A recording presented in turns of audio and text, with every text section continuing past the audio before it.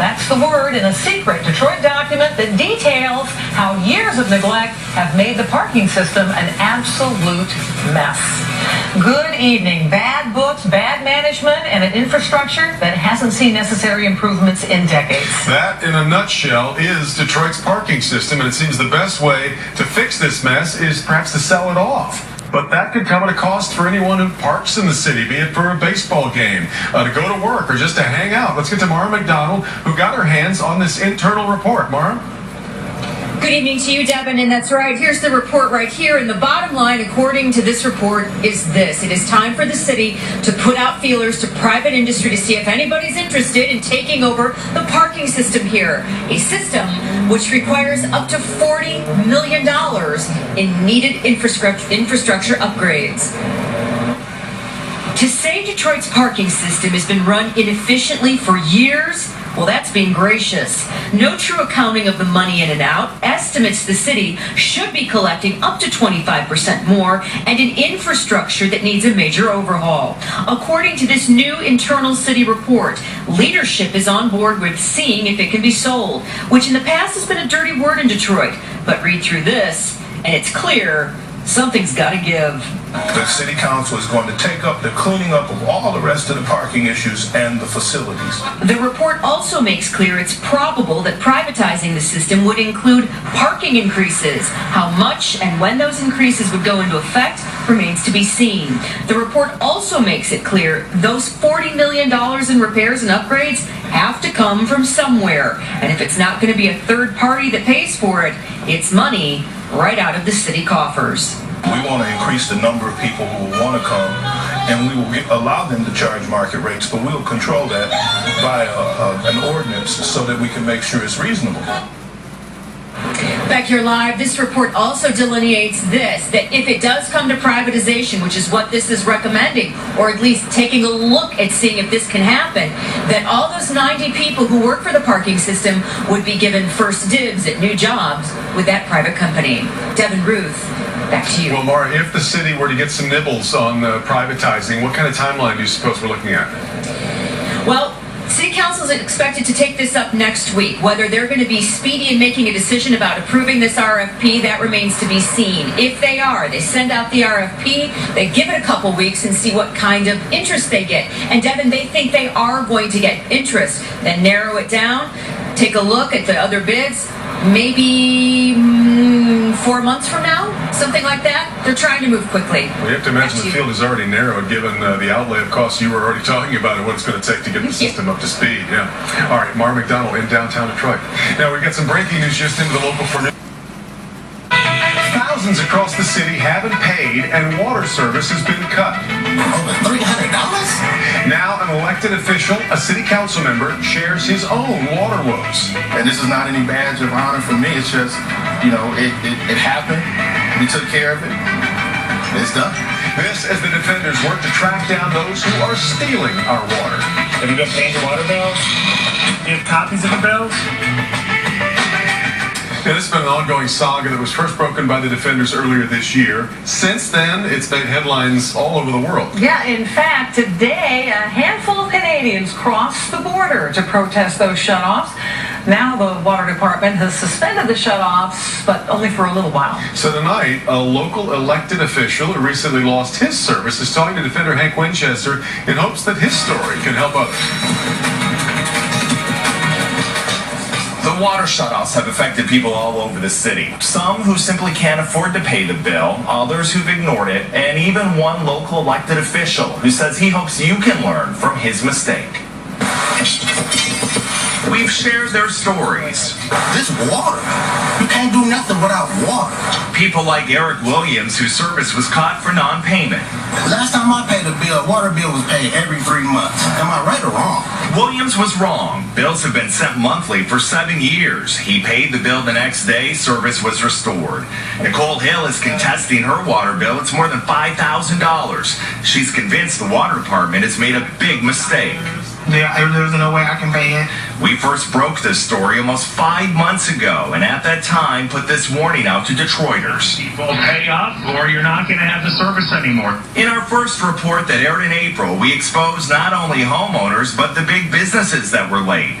Joe Louis Arena and Eastern Market have since paid the bills. We're told the city-owned golf course is still negotiating with DWSD. Protesters hit the streets, many surrounding City Hall, calling this a human rights violation. And inside this building, an elected official, a well-respected city leader, who had just personally been affected by the shutoffs himself.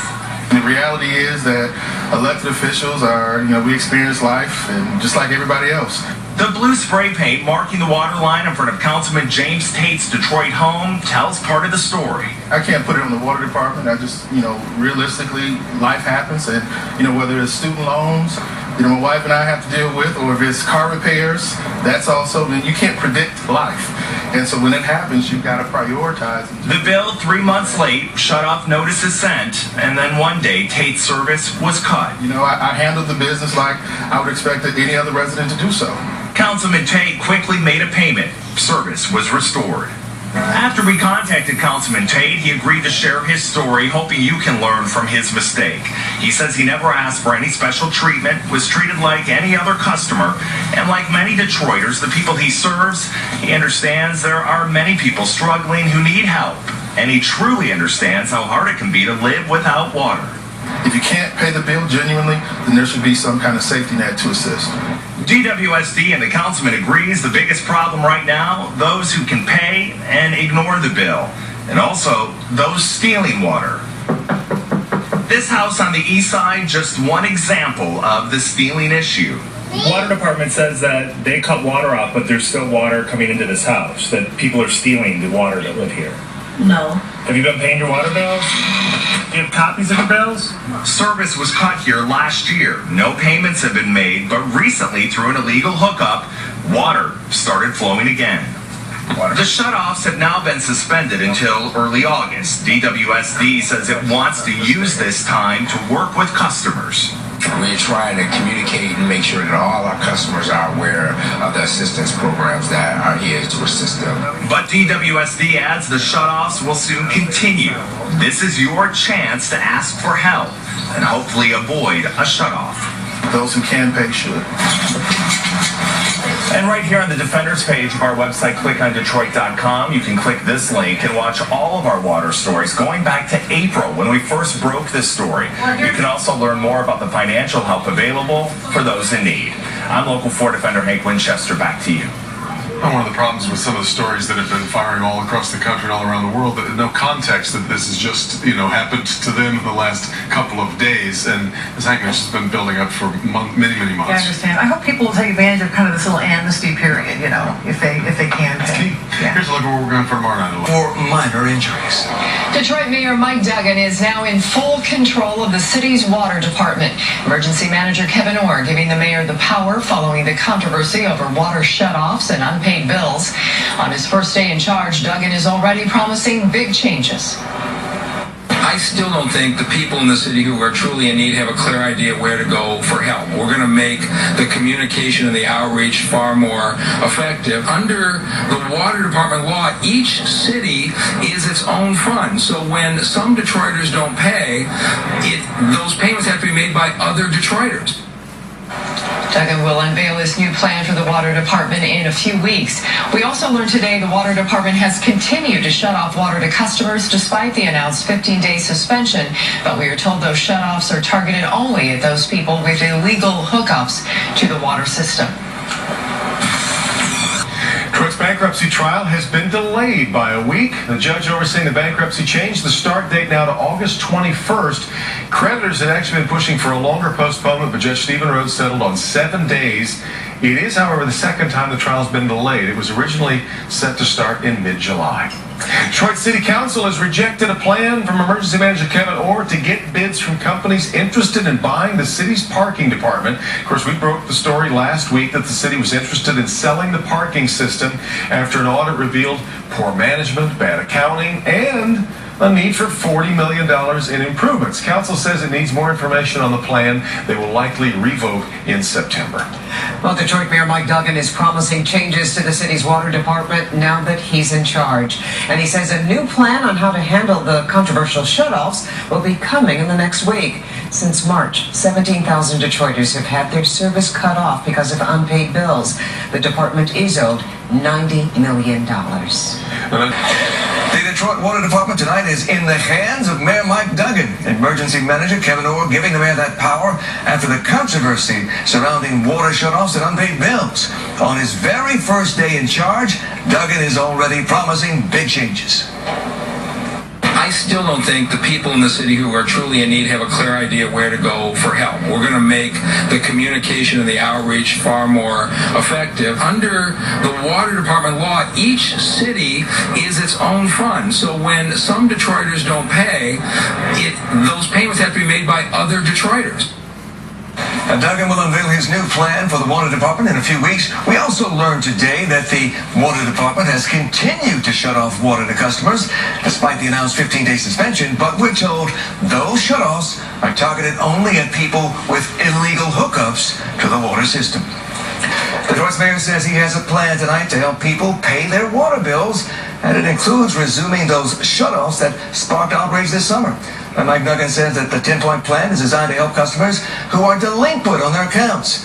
The water department's been under fire for shutting off service to about 17,000 people, some of whom can't afford to pay. But now the mayor will set up a special charity called the Water Fund to help families in need and add more staff to the water department's call center. Right now, shutoffs are suspended, but they will resume on August 25th. When somebody says water should be free, I don't know how to filter water and pipe it from the river to somebody's house at no cost. I truly think we're in a situation now where if you want to pay your bill, we've made it easier. And if you're truly in need, we're going to get you to the right place. And if you need help, there's going to be a water affordability fair August 23rd at Cobo. You'll find all the information you need right there at myfoxdetroit.com. All right, Simon, thanks so much. And we're also following major developments tonight in the controversy surrounding water shutoffs in the city of Detroit. Effective immediately, the crackdown on unpaid water bills is being suspended for about 2 weeks. This is just to get information out to our customers that maybe having affordability issues so that we can give those customers a chance to come in and so that we give them a little time so that they won't lose services. Weekend protests as well as bad publicity from outside forces clearly put pressure on the city to turn the water back on. But it was bankruptcy judge Stephen Rhodes who ultimately wanted the city to address the issue. So those who were involved in the protest are clearly happy with the decision. I think it's a victory on our part if it's real. If it's real, give them time to hopefully turn some more people's water on. But it's only a partial victory.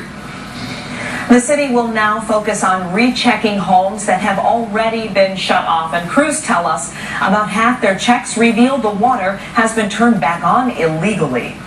The battle over a parking lot. Well, it's a huge project, and it's much more than just a new hockey arena for the Red Wings. Chris Illich is the president and CEO of the company behind the $650 million sports and entertainment district. And he explains these plans call for so much more than just a new arena.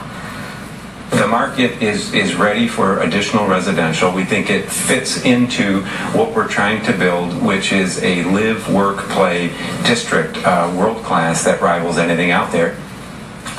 The plans call for the creation of 5 distinct neighborhoods, which will cover an area larger than Detroit's current central business district. The arena groundbreaking expected in September. Detroit neighborhoods are just a little bit safer tonight thanks to some help of the crime-fighting volunteers out there. This group called Detroit 300 gathered at the 7-mile and Gratiot corridor in hopes of keeping women and seniors safe. They're sporting their D300 gear and brought along flashlights to light up the night. This volunteer's been out fighting crime since 9:45 tonight.